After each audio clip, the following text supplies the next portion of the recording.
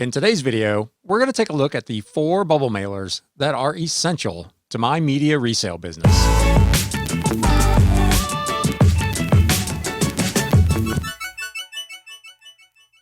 What is up, Galaxians? Welcome to a little bit of a different video. In today's video, I was tasked a couple of weeks ago by Tom over at TRB Collectibles to share with you what I use to pack and ship my media items.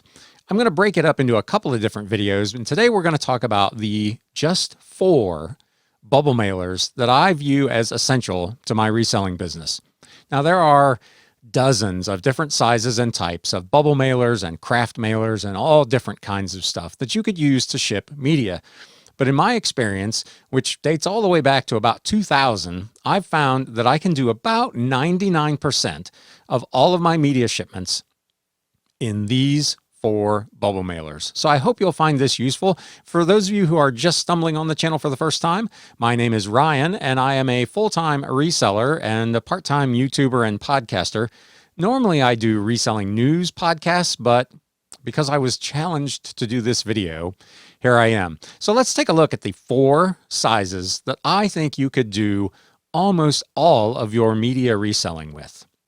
So this first one is pretty ubiquitous within the media reselling world. It is the size number 0. It is a 6.5 by 10 inch bubble mailer that is perfect for a wide range of stuff. I use them for CDs, I use them for DVDs, and I use them for small books and paperbacks.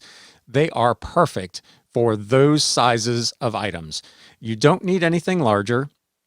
You generally don't need anything smaller. You could, of course, go smaller for CDs, and you could go a little larger for the books, but this one bubble mailer does probably 60% of all of the things that I ship on a weekly and monthly basis.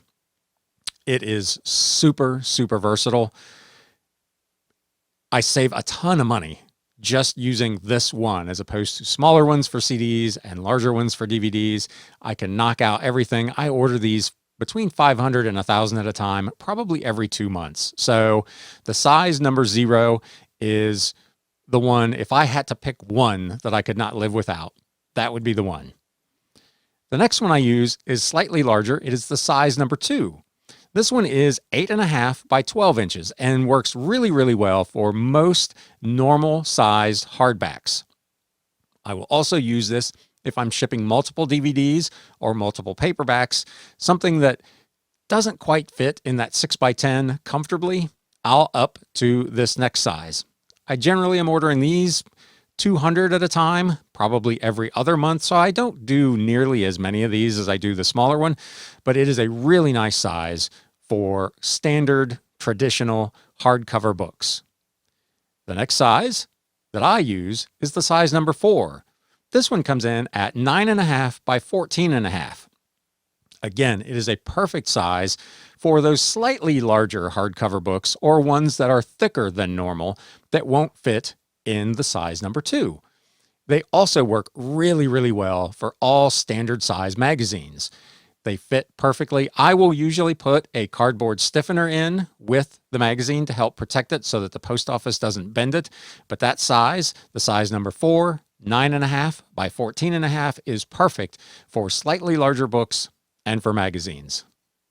The last of all of these that I use is the size number 5. It is only slightly larger than the last one at 10.5 by 16, but I find that it can take most of the larger hardcover books. So your Time Life and encyclopedias, individual encyclopedias, that size of book will fit pretty comfortably in a 10.5 by 16 size number 5 bubble mailer.